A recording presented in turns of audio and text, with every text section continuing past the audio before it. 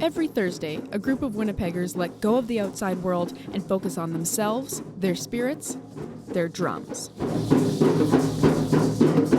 Welcome to The Sanctuary. The Sanctuary is a not-for-profit organization in St. Norbert.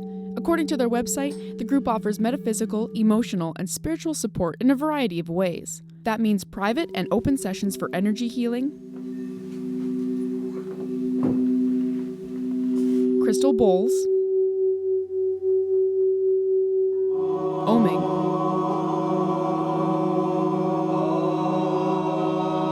and drumming.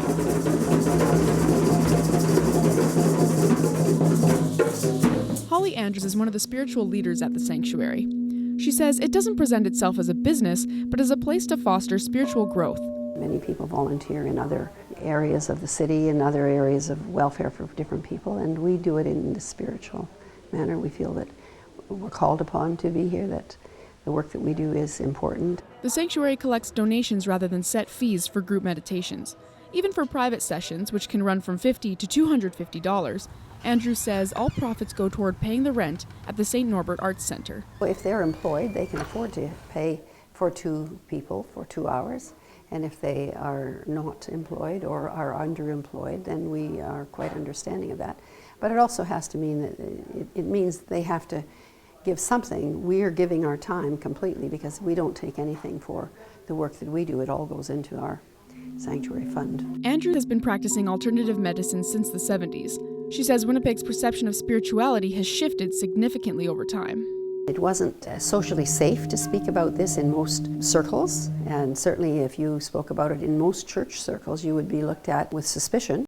For the acceptance is the freedom from judgment of others. Now, little children, you say something about meditate and they cross their legs and they put their little hands in circles.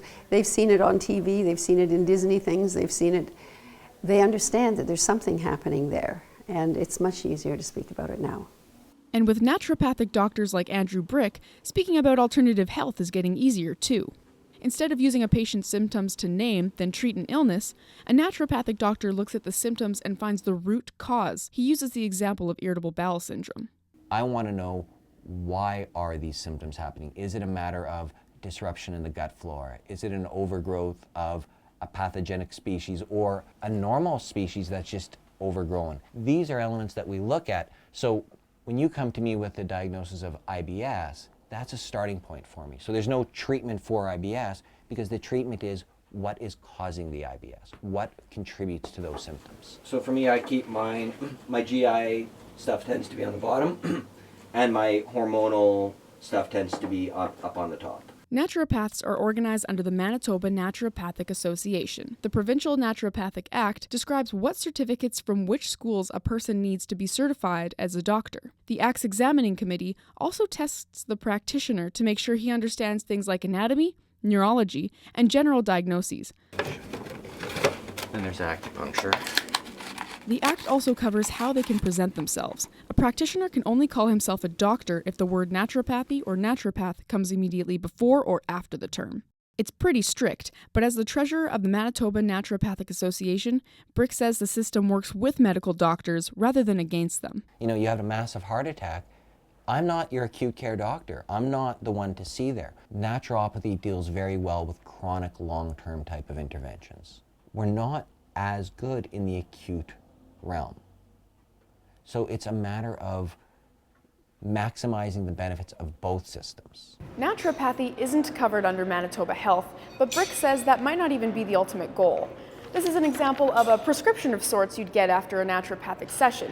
It includes things like diet changes and long-term goals, but it also includes things like supplements, herbal remedies, and suggestions for physical activity that might start to leave your bank account a bit dry. So even if the sessions are covered, some low-income earning Winnipeggers might be left out of the game. But keep in mind, this conflict does not necessarily mean provincial health facilities aren't looking at alternative health as an option. Join me next week to see how Winnipeg gets holistic in hospitals. I'm Samantha Sampson, and this is Meta Medicine.